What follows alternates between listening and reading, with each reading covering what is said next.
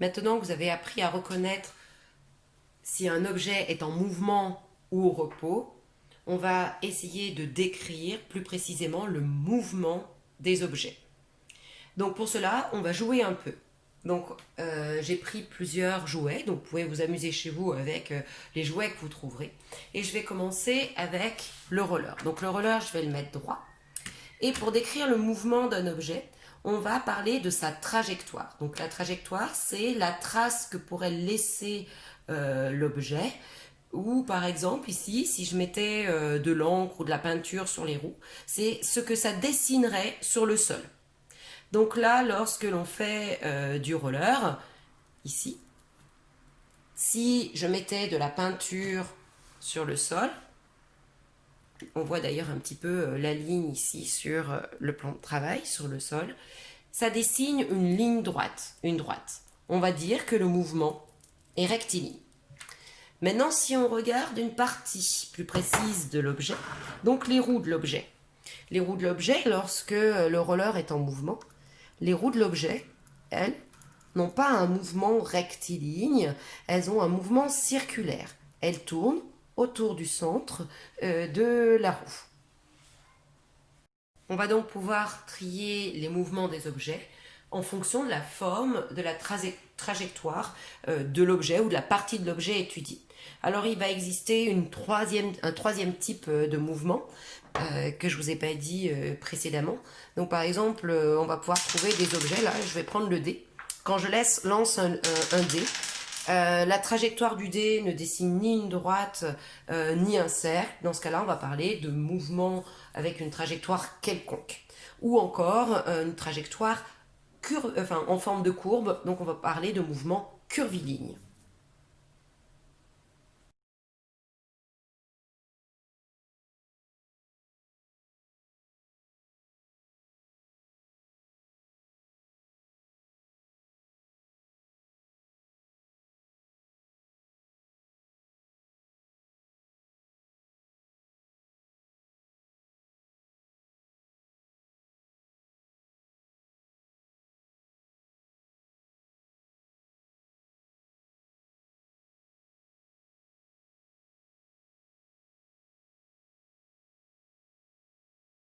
Je vais donc vous montrer les mouvements de plusieurs jouets afin que l'on puisse justement les mettre dans l'une ou l'autre des trois catégories.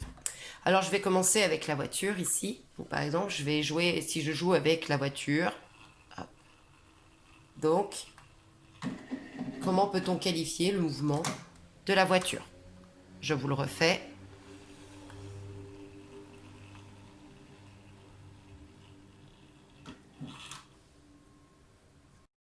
Je vais prendre maintenant la boîte à musique avec deux petites figurines dessus et pour voir le mouvement effectivement pendant le fonctionnement de la boîte à musique. Donc je vais remonter la boîte à musique dans un premier temps.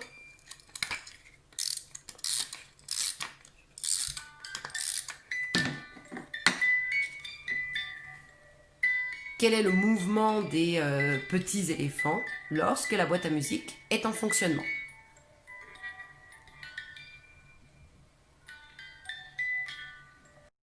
Donc maintenant, par exemple, si je prends une poupée Barbie, le mouvement de son bras. Bien évidemment, nous sommes en incapacité de faire ceci.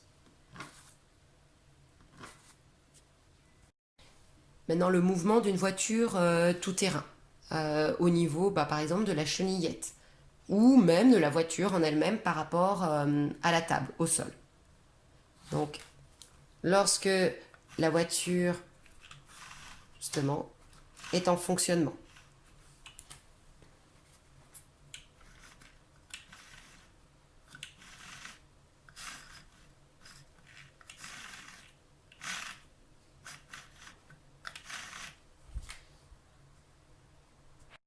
Maintenant, le mouvement de ce petit outil, cette petite machine pour faire des constructions.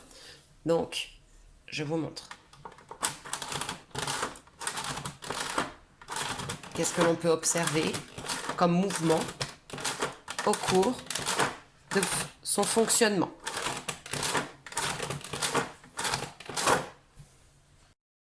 Maintenant, je vais utiliser ce petit Lego, un petit lanceur de missiles.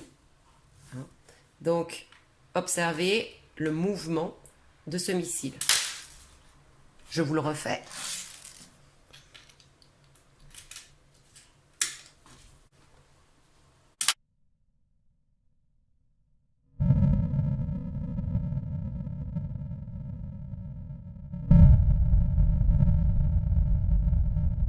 Maintenant, ce petit jouet qui permet de coiffer des poupées. Donc, tout d'abord, si on regarde le bouton qui va permettre d'appuyer, quel est le mouvement du bouton? Et maintenant, sur le dessus, le mouvement.